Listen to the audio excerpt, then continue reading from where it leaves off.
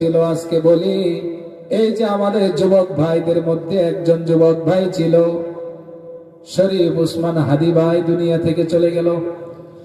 কি অপরাধ ছিল তার?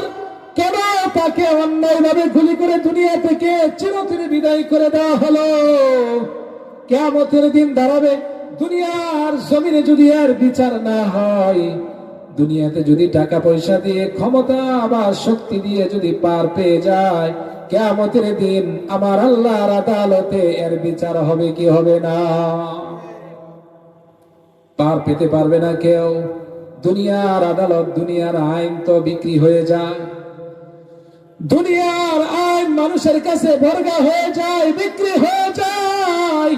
টাকার কাছে বিক্রি হয়ে যায়, ক্ষমতার কাছে বিক্রি হয়ে যায়, শক্তির কাছে বিক্রি হয়ে যায়। কিয়ামতের দিন যখন আল্লাহর আদালত কায়েম হবে, সেদিন সে আদালত কেউ কিনতে পারবে না।